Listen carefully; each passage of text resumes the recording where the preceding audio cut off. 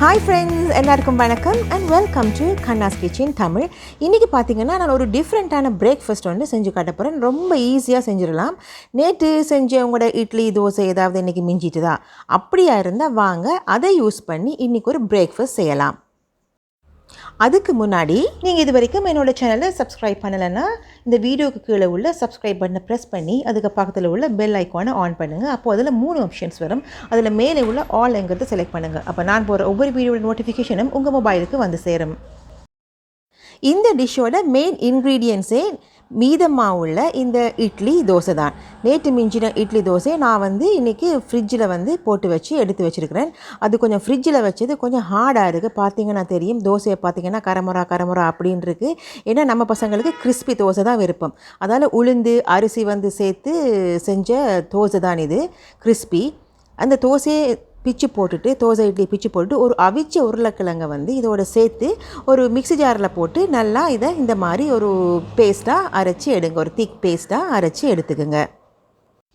நான் வந்து பார்த்திங்கன்னா இட்லி மாவிலேயே தான் தோசையுமே செஞ்சுப்பேன். ஏன்னா இவங்களுக்கு கிறிஸ்பி தோசை வேணுங்கிறதால இந்த உளுந்து அரிசி போட்ட இட்லி மாவிலேயே இருந்தே தோசையை கொஞ்சம் நெய் ஊற்றி செஞ்சால் அந்த சூப்பராக வரும் தோசை வந்து கிறிஸ்பியாக. இப்போது இந்த அரைச்ச பேஸ்ட்டை கொஞ்சமாக தண்ணி ஊற்றி அதை ஒரு அரை மணித்தியாலம் வந்து நீங்கள் இதை ஊற வைங்க. இப்போது அரை மணி நேரம் ஊற வச்சு எடுத்தாச்சு. இப்போ இதோட நல்ல குட்டி குட்டியாக வெட்டி வச்சுருக்கிற ஒரு வெங்காயம் வந்து ஒரு 2, அதோட ஒரு 4-5 பச்சை மிளகாய் அதையும் குட்டி குட்டியாக கட் பண்ணி வச்சுருக்கிறேன். உப்பு வந்து நான் இந்த டிஷ்ஷுக்கு வந்து 1 டீஸ்பூன் சேர்த்துருக்கிறேன். அதோட மஞ்சள் தூள் ஒரு 1/4 டீஸ்பூன் அளவு சேர்த்து இது எல்லாத்தையும் நல்லா மிக்ஸ் பண்ணுங்கள். மாவு வந்து பார்த்திங்கன்னா கொஞ்சம் திக்காக தான் இருக்கணும். ஏன்னா இதை நாங்கள் தோசை மாதிரி சுடலை, அடை மாதிரி தான் நாம் இதை சுட்டு எடுக்க போகிறோம். இதோட கொத்தமல்லியில் நல்ல மெல்லிசாக அரிஞ்சு கொத்தமல்லியிலையும் இதோடு சேர்த்து நல்லா மிக்ஸ் பண்ணுங்கள். இப்போ நான் ஒரு பிஞ்ச் அளவுக்கு பேக்கிங் சோடா இதில் சேர்த்துக்கிறேன். அது வந்து ஆப்ஷனல் தான். உங்களுக்கு பேக்கிங் சோடா யூஸ் பண்ண பிடிக்கலைன்னா நீங்கள் அதை வந்து தவிர்த்துக்கலாம். பேக்கிங் சோடா போட்டிங்கன்னா கொஞ்சம் பொங்கி கொஞ்சம் அழகாக வரும் உங்களுக்கு.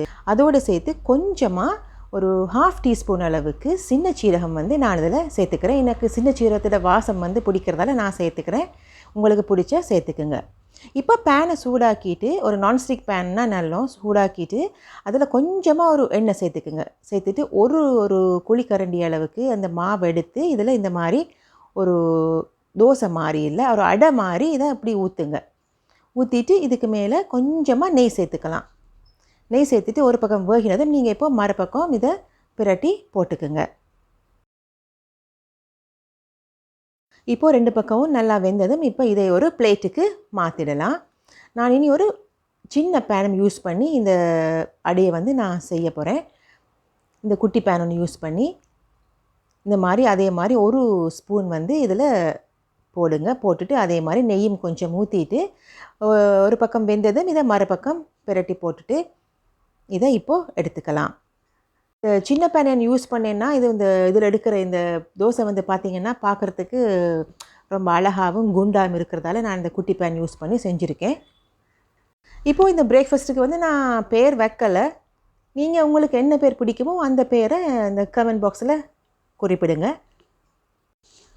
உண்மையில் நல்ல சாஃப்டாக இருக்குது. நான் எதிர்பார்க்கவே இல்லை. வீட்டில் இது செஞ்சு வச்சது தான் உடனேயுமே எல்லாம் காலி ஆகிடுச்சு. நீங்களும் இதை ட்ரை பண்ணி பாருங்கள் ஃப்ரெண்ட்ஸ். இட்லி தோசை மிஞ்சிடுச்சேன்னு இனி கவலைப்படவே தேவையில்லை.